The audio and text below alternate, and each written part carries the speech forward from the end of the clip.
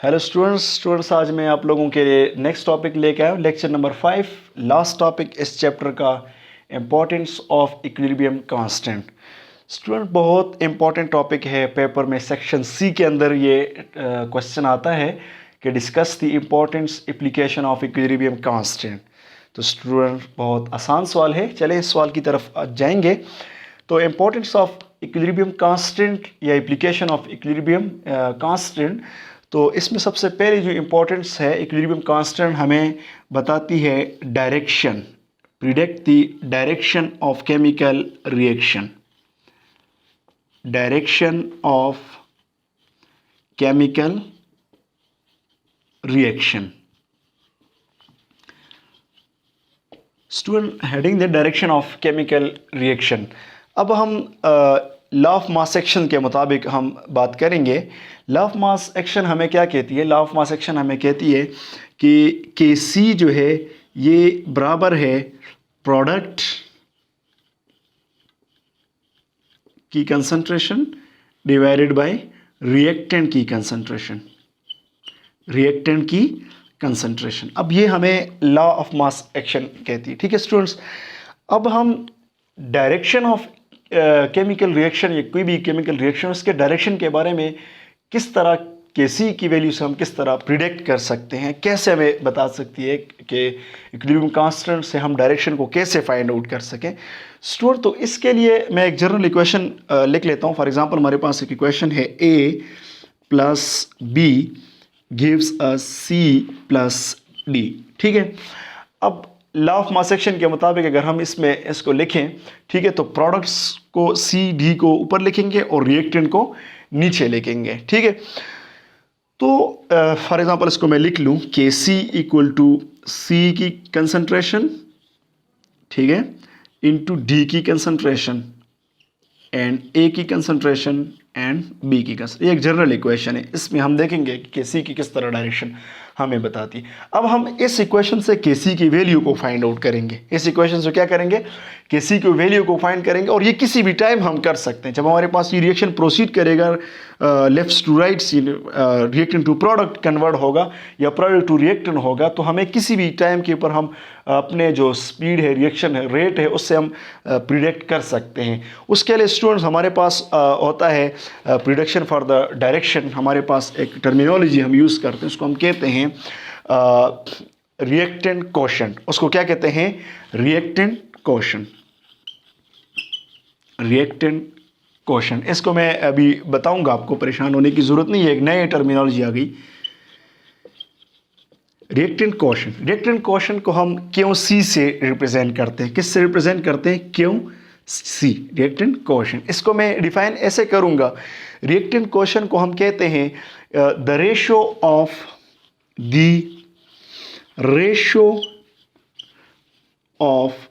Initial concentration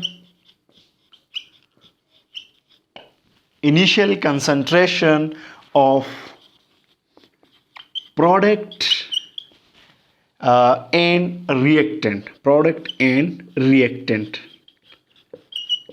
यानी simple word में कि the initial ratio of product and reactant is known as quotient. ठीक है, रिएक्टेंट कोशेंट। ठीक हो गया स्टूडेंट। रिएक्टेंट कोशेंट जो जनरल इक्वेशन मैंने भी लिखी थी, उसको अगर हम रिएक्टेंट कोशेंट की फॉर्म में लिखेंगे, यानी हम उसकी जो कंसंट्रेशन है उसको लिखें, तो उसको हम कैसे लिखेंगे? फॉर एग्जांपल हमारे पास A plus B gives us C plus D। अब Qc की फॉर्म में लिखेंगे तो हमारे पास कंसंट्रेशन ऑफ C, ठीक है, concentration of C into concentration of D, ठीक है, और A इंटू B। अभी किसी भी टाइम मैंने आपको कहा कि हम कर सकते हैं। अब इसकी जो पहले की वैल्यू, जो हमारे पास Kc की जो वैल्यू आई थी, उसकी वैल्यू और Qc की, मतलब रिएक्टेंट कोशेंट की जो वैल्यू आई, हम उसको कंपेयर करेंगे। हम उसको क्या करेंगे? कंपेयर करेंगे। तो इस वैल्यू से हमें पता चलेगा कि आया रिएक्शन जो है ये फॉरवर्ड डायरेक्शन में आता है या रिवर्स में आता है, या रिएक्शन जो है वो इक्विलिब्रियम स्टेट के अंदर है। तो तीन कंडीशन हमारे पास आएंगी। रिएक्शन क्वेश्चन से कितनी कंडीशन हमारे पास आएंगी? तीन कंडीशन। ये चीज़ आपने नोट की होगी तीन कंडीशन। पहली कंडीशन हमारे पास क्या है? पहली कंडीशन हमारे पास ये है फर्स्ट कि when the value of Q C is equal to K C, यानी सपोज हमारे पास जो के सी की वैल्यू मैंने जो जनरल इक्वेशन की थी उसमें ये हम एक्सपेरिमेंटली भी फाइंड आउट कर सकते हैं और जो न्यूमेरिकली वैल्यू होती है उससे भी हम फाइंड आउट कर सकते हैं, ठीक है। अब उसकी वैल्यू और इसकी वैल्यू बराबर आ जाए, यानी इसकी भी 1 हो और इसकी भी 1 हो, सपोज मैं बात सपोज कर दूँ, ठीक है।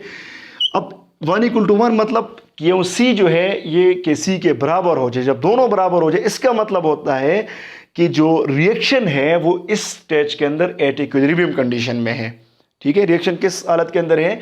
एट इक्विलिब्रियम के अंदर है। किसके अंदर है? इक्विलिब्रियम के अंदर है। तीन केसेस मैं आपको बताऊंगा। पहला केस आपके पास है जब आपके पास रिएक्टेंट कोशेंट और दूसरा जो आपके पास है के सी इक्विलिब्रियम कांस्टेंट की वैल्यू सेम आ जाए, इक्वल आ जाए, ठीक है। तो उस केस के अंदर आपके कहेंगे कि इस वक्त में रिएक्शन जो है एट इक्विलिब्रियम कंडीशन में है, ठीक है। तो ये हमें डायरेक्शन का पता चला ना। अब हम दूसरी केस को डिस्कस करेंगे कि जब आपके पास क्यू सी जो है वो ग्रेटर देन हो के सी से, when Q C is greater than K C. Second case हमारे पास क्या है कि जब आपके पास क्यू सी की वैल्यू ज़्यादा आ जाए के सी से, क्यू सी की वैल्यू क्या आ जाए? ज़्यादा आ जाए के सी से, ठीक है। तो इस केस के अंदर हमारे पास जो रिएक्शन होगा वो किस में जाएगा? वो रिवर्स डायरेक्शन में होगा। वो किस में जाएगा? रिवर्स डायरेक्शन में होगा। यानी मैं इक्वेशन फिर लिख लेता हूँ। आपके पास a + b है, ये c + d है। जब आपके पास क्यू सी, मैंने आपको बता दिया कि ये क्या है, क्यू सी आपके पास ratio of product and reactant है। Ratio of product and reactant में जब क्यू सी की बात करूंगा तो रेशियो ऑफ प्रोडक्ट आपके माइंड में होना चाहिए, रिएक्टेंट और प्रोडक्ट का जो रेशियो है। अब ये अगर आपके पास ज़्यादा आएगा, ये आपके पास क्या आ जाएगा? ज़्यादा होगा, तो ज़ाहिर है प्रोडक्ट ज़्यादा होगा तो रिएक्शन किस सिमत में आएगा? सी डी अगर ज़्यादा हो तो रिएक्शन बैकवर्ड केस के अंदर आएगा, रिवर्स डायरेक्शन में आएगा। रिएक्शन किस में मूव करेगा? रिवर्स डायरेक्शन में। तो आप याद रखेंगे कि when the value of Q C is greater than the value of K C, so the reaction move in a reverse direction. Is it clear? Now third condition को हम discuss करेंगे। Condition number 3 आपके course के हिसाब से मैं जाऊंगा students. Third condition हमारे पास है कि जब हमारे पास क्यू सी जो है, ठीक है, इसकी वैल्यू आपके पास लेस देन हो जाए, ठीक है, के सी, ठीक है, यानी के सी क्यू सी की वैल्यू कम हो, के सी की वैल्यू ज़्यादा हो जाए, ठीक है। तो आपके पास रिएक्शन जो होगा वो फॉरवर्ड डायरेक्शन में जाएगा। किस में जाएगा? फॉरवर्ड। अगेन मैं आपको कहूँगा कि क्यू सी का मतलब होता है कि when the ratio of product and reactant, when the ratio of product and reactant, तो जब आपके पास क्यू सी की वैल्यू कम होगी, के सी की ज़्यादा होगी, के सी की वैल्यू ज़्यादा होगी और इसकी वैल्यू कम होगी, तो कहने का मकसद है कि रिएक्शन किस डायरेक्शन में जाएगा? फॉरवर्ड डायरेक्शन में जाएगा। किस में जाएगा? फॉरवर्ड डायरेक्शन में होगा। तो इससे स्टूडेंट्स हमें पता चला कि केमिकल इक्विलिब्रियम या इक्विलिब्रियम कांस्टेंट में पहली इंपॉर्टेंस आपके पास डायरेक्शन ऑफ केमिकल रिएक्शन है। तो हम के सी को क्यू सी के साथ कंपेयर करके हमारे पास किसी भी रिएक्शन का डायरेक्शन का पता चल सकता है। Clear students? नेक्स्ट जो हमारे पास इंपॉर्टेंस है वो इक्विलिब्रियम कांस्टेंट की है, आपके कोर्स में है, बुक के अंदर है एक्सटेंट। क्या है? Extents of chemical reaction. Second आपके पास क्या है? Extent of chemical reaction. Extent of chemical reaction यानी एक्सटेंट। स्टूडेंट, एक्सटेंट का मतलब होता है हद। जनरल में एक्सटेंट का मतलब क्या होता है? हद। इसको मैं बयान करूं, यानी किस हद तक आपके पास जो रिएक्शन है वो प्रोसीड हुआ है। दूसरे अल्फाज में अगर मैं बात करूं, यानी आपके पास एक रिएक्टेंट है A + B, ठीक है, ये प्रोडक्ट में जाएगा C + D, यानी किस हद तक आपके पास रिएक्टेंट प्रोडक्ट में चला गया है, किस हद तक आपके पास जो रिएक्टेंट की कंसंट्रेशन है ये प्रोडक्ट के अंदर कन्वर्ट हुई या प्रोडक्ट जो है वो रिएक्टेंट में चेंज हुए, तो ये एक एक्सटेंट, तो ये भी हमें इक्विलिब्रियम कांस्टेंट ही बताती है कि हमारे पास किस हद तक एक रिएक्शन प्रोसीड हुआ है, किस हद तक प्रोडक्ट रिएक्टेंट में कन्वर्ट हुआ है। ठीक है, तो इसमें भी स्टूडेंट 3 केसेस हमारे पास है। ठीक है, पहला केसेस आपके बुक के अंदर मौजूद होगा, केसी की वैल्यू जब बहुत ज़्यादा हो, KC value is very large.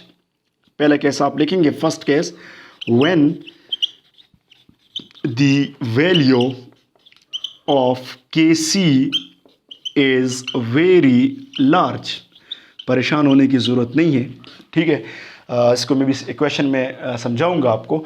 For example हम एक इक्वेशन लेते हैं a प्लस बी। ठीक है, अब मैंने a प्लस बी ले लिया, तो इसको हम जो प्रोडक्ट इसका है वो c प्लस डी है। हम एक्सटेंट की बात करेंगे, इसके लिए हम Kc की फॉर्म में इसको लिखें। किसकी फॉर्म में लिखें? Kc। तो किस तरह लिखेंगे? According to law of mass action, Kc equal to concentration of product. ठीक है, अब C D and concentration of reactant. ठीक है, A। अब हम आते हैं अपनी पहली कंडीशन के तरफ, when the value of Kc is very large. जब आपके पास Kc की वैल्यू बहुत ज़्यादा होगी, जब आपके पास Kc की वैल्यू बहुत ज़्यादा होगी। स्टूडेंट अपने इस इक्वेशन की तरफ देखें। इस इक्वेशन में क्या है कि Kc is directly related with CD। In other word we can say कि Kc डायरेक्टली रिलेट करता है प्रोडक्ट के साथ। जितना Kc ज़्यादा होगा इतना CD ज़्यादा होगा, मीन ये प्रोडक्ट ज़्यादा होगा, ये प्रोडक्ट ज़्यादा होगा। यानी जब Kc की वैल्यू ज़्यादा होगी, और ये इसके साथ इन्वर्सली रिलेशन है, यानी जब Kc ज़्यादा होगा तो ये क्या हो जाएगा? ये कम होगा। ये क्या हो जाएगा? कम होगा। तो जब CD ज़्यादा होगा तो आपका माइंड क्या कहता है कि जब CD ज़्यादा होगा तो इस केस के अंदर आपके पास रिएक्शन किस तरफ जाएगा? कंप्लीट हुआ होगा फॉरवर्ड डायरेक्शन में। कंप्लीट क्या होगा? फॉरवर्ड डायरेक्शन के अंदर के रिएक्शन फॉरवर्ड में, क्योंकि जब CD ज़्यादा है तो जाहिर है ये कम है, तो यहाँ पे कंसंट्रेशन कम है, यहाँ पे कंसंट्रेशन ज़्यादा है, तो रिएक्शन फॉरवर्ड डायरेक्शन में मूव किया होगा। Is it clear? ठीक है स्टूडेंट्स, तो नेक्स्ट कंडीशन की तरफ जाऊँगा, when the value of Kc is very small. इसको सर मैं मिटा देता हूँ। वेरी स्मॉल, जब आपके पास बहुत ज़्यादा छोटी होगी, स्मॉल। Kc की वैल्यू बहुत कम, इक्वेशन में यही ले लेता हूँ, एग्जाम्पल में यही ले लेता हूँ। अब Kc की वैल्यू क्या है? बहुत ज़्यादा स्मॉल है। Kc की वैल्यू स्मॉल है। अब ये स्मॉल होगी तो ये तो इसके साथ डायरेक्टली रिलेटेड है, तो ये स्मॉल होगी। जाहिर है प्रोडक्ट आपका क्या होगा? स्मॉल होगा। ये प्रोडक्ट है, ठीक है, इसको हम प्रोडक्ट कहते हैं। ठीक है, अब ये Kc की वैल्यू स्मॉल होगी तो इसकी भी स्मॉल होगी, ये इसके साथ इन्वर्सली रिलेटेड है। जब इसकी वैल्यू कम होगी तो AB यानी रिएक्टेंट की वैल्यू हमारे पास क्या होगी? ज़्यादा होगी।